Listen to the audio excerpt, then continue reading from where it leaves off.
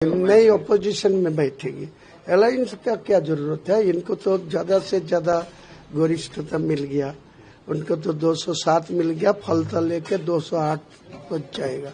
तो मेरा तो कोई लालच नहीं है जो सरकारी दल में कोई चेयर लेने के लिए। मेरा जो विधानसभा का जो हक है वो लेके मैं ओपोजिशन बैठ के मेरा मुर्शिदाबाद जिला तथा स्टेट का जो लोगों को ऊपर कोई जुल्म नहीं होना चाहिए। लोगों को मोदी जी जो बोल रहा है सबको साथ, सबको विकास, सबको ये मान के चले तो मेरा कोई दिक्कत नहीं है। कल देखा गया कि अखिलेश यादव ममता बनर्जी के घर पे आए थे, मीटिंग किए और मीटिंग करने के बाद उन्होंने ये भी कहा है कि जो वोट जो काउंटिंग हुआ है उसमें बहुत कुछ मैनिपुलेशन किया गया है, वोट चोरी हुआ तो अखिलेश जब केजरीवाल 2 महीना तक जो प्रचार चल रहा है वो कहाँ थे? वो तो ममता बनर्जी को पास आके सपोर्ट देना चाहिए। वो तो राहुल गांधी अभिषेक को सुबह सुबह जाके राहुल गांधी में घर में चाय पीते। तो यहाँ क्यों राहुल गांधी ममता को खिलाफ 294 में उम्मीदवार खड़ा किया? ये दिचाचरिता नहीं होना चाहिए। ममता बनर्जी भी झूठा आदमी और कांग्रेस का 50 साल से बंगाल में 1997 में जो कांग्रेस को चुनाव में खत्म हो गया, आज तक कांग्रेस वो दिन दिन आम आदमी को पास इनका कोई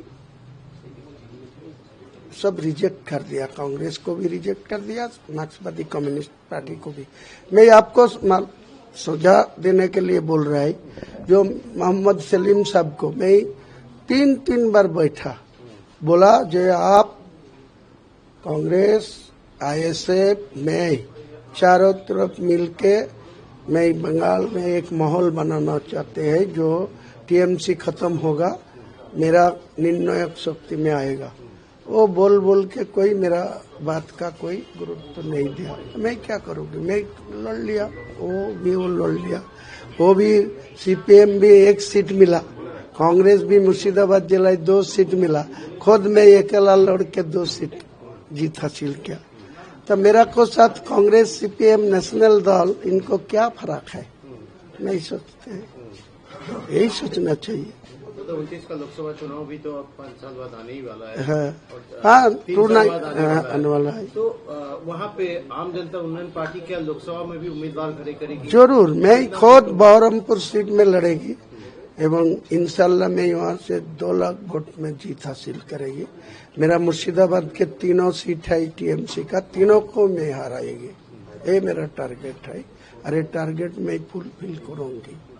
तो उसके अलावा भी और क्या क्या सीट, कौन कौन सा सीट आप अभी तक डिसीजन लिए? मैं ज्यादा सीट पार्लियामेंट में नहीं लड़ना चाहूंगी। मैं मुर्शिदाबाद 3, मालदा 2 और उत्तर दिनाजपुर का रायगंज 6 सीट अभी निर्णय लिया। कोई जरूरत पड़ेगी तो और 2-4 सीट लड़ने जाएगी, क्या दिक्कत है? सवाल दादा ये है कि बाबरी मस्जिद जब आप बना रहे थे तब बीजेपी की तरफ से उसका विरोध किया गया, उसका नाम के ऊपर विरोध किया गया। देखिए, कंस्ट्रक्शन शुरू है, क्या कहेंगे? वो तो देखिए, बीजेपी को नेता लोग पहले LK आडवाणी जी, मुरली मनोहर जोशी जी और आरएसएस का जो पदाधिकारी है उनको सब लोग, उनका एक ही मकसद था, एक ही टारगेट था, जो अयोध्या में राम मंदिर बनाना।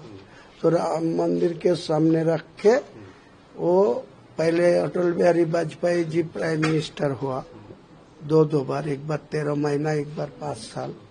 फिर 2014 में ये राम मंदिर के सामने रख के 3 बार हैट्रिक किया मोदी जी। तो मेरे ख्याल से मैं मस्जिद बनाना है, भारत का संविधान जो है, मेरे सर्वोच्च न्यायालय मेरा पास वो जुडिशियल का जो जजमेंट दिया तो मेरा उस फेवर में है।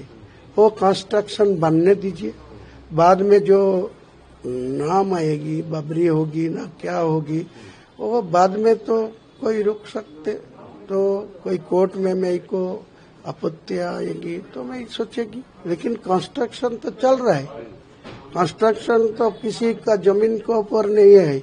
मैं खुद मेरा कंस्ट्रक्शन लैंड परचेज करके 13 बीघा जमीन उनका जो अनुमानित 9 करोड़ रुपया दे के वो जमीन खरीद करके वहाँ ही कंस्ट्रक्शन हो रहा है। वो कंस्ट्रक्शन तो कोई रुक नहीं सकता। बाद में क्या होगा, वो नामकरण के वहाँ राम मंदिर बना, यहाँ बाबरी मस्जिद बनाने देगी नहीं देगी, वो जो कंस्ट्रक्शन कंप्लीट होगी, मस्जिद कंप्लीट होगी, उसी टाइम देखा जाएगा। नहीं, कोई अलायंस का कोई सवाल ही नहीं उठते। मैं दोनों सीट जीता, एक को तो रिजाइन करना पड़ेगा, तो शुभेंदु अधिकारी जी वो दोनों सीट जीता, उनको एक छोड़ना पड़ेगा। तो जितना जल्दी दोनों सीट में बाई इलेक्शन होना चाहिए। मेरा जो रेजीनगर 70 में 60,000 से ज्यादा वोट में जीता, तो वो सीट में मेरा एक ही लड़का है, बेटा है, उनका नाम है, जो कश्मीर का मुख्यमंत्री था गुलाम नबी आजाद, उसी टाइम वो 25 वैशाख 9 में वो जन्म लिया। तो कल 25 वैशाख 9 में आने वाला है, और उसी दिन 1994 में मेरा बेटा का जन्म लिया। तो उनका उसी टाइम वो गुलाम नबी आजाद कश्मीर का मुख्यमंत्री था, इसीलिए उनका नाम रखा गुलाम नबी आजाद। आज जो तो रविंद्रनाथ ठाकुर का जन्मदिन में 25 वैशाख भी हुआ, तो भी डाक नाम रोबिन है, वो को रेजीनगर में उम्मीदवार डिक्लेयर कर दिया गतकाल। तो जब आप बीजेपी के साथ, जब बीजेपी की सरकार बनेगी तो बीजेपी के साथ क्या अलायंस में चलेंगी या ऑपोजिशन में? नहीं, ऑपोजिशन में बैठेगी।